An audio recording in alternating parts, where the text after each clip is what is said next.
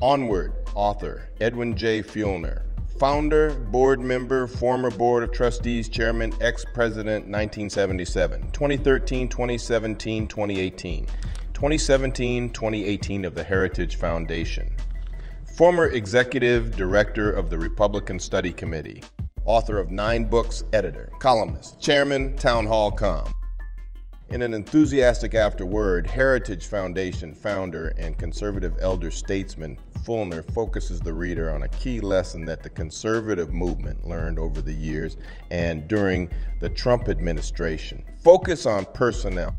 People are policy, states Fielner, noting personnel choices will ultimately determine the success or failure of the policy agenda and hence of the whole administration.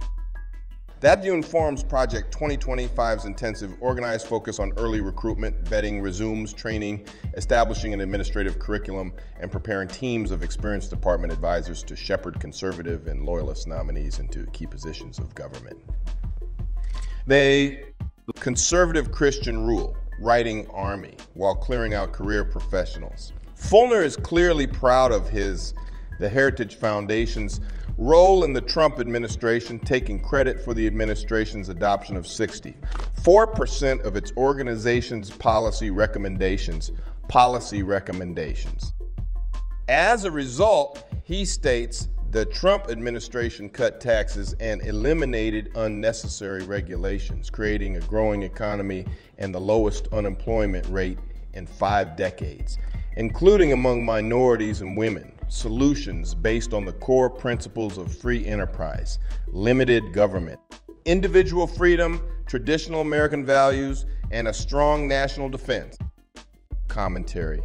In his closing, look ahead remarks, Fielner seeks to remind readers and America, and possibly Trump himself, of his and the Heritage Foundation's longtime role in envisioning the nation's future and helping to implement deeply conservative public policies.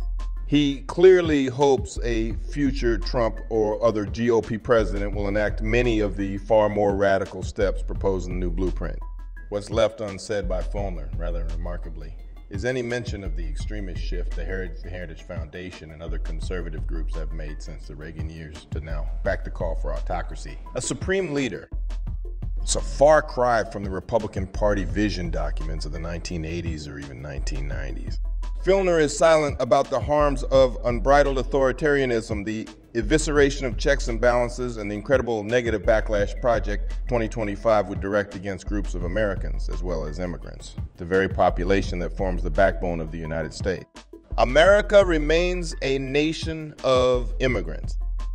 Project 2025 could rightly be deemed an unpatriotic, un-American vision because it advances a system of governance more like the dictatorships that conservatives claim to oppose.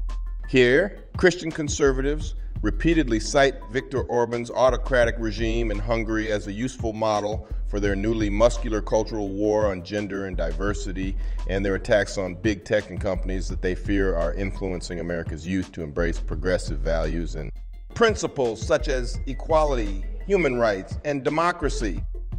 There is also no acknowledgement of the deeply racist and white supremacist views that permeate Project 2025. As noted earlier, the entire vision document takes the extraordinary position that to recognize race as a category is in itself racist. It applies similar historical arguments to other categories of inequity: gender, sex, sexual orientation, ethnicity, physical ability, etc. This viewpoint is a form of socio-political gaslighting, turning the naming of the harm, the accusation, back on those who suffer from it. What Project 2025 proposes, shining through 887 pages of conservative viewpoints, is a profoundly racist, sexist, homophobic, ableist, white supremacist, evangelical Christian vision of America. All the isms. Its reforms seek to deny or render invisible the diverse melting pot of our nation. There are ironies, too. Project 2025's goal of imposing conservative Christianity as the basis of law and policy for America has more in common with governments led by orthodox religious leaders. For example, hardline Islamic regimes that conservatives deem historic enemies of Christianity and criticize as repressive. Yeah, they would impose Christian theocracy in America.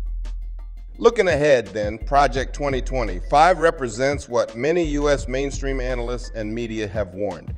A blueprint for dictatorship, one that would move America sharply away from its deepest principles and origin story as a nation of immigrants that welcomes all. A nation guided by democratic principles enshrined in our Constitution and Bill of Rights, including a collective embrace of equality for all. The right to life free of tyranny and violence, with freedom of speech and a free press, and with freedom of religion, any religion. That includes, of course, not practicing any religion either. In a word, Project 2025 is at war with choice, and America is built on that very principle. The freedom to choose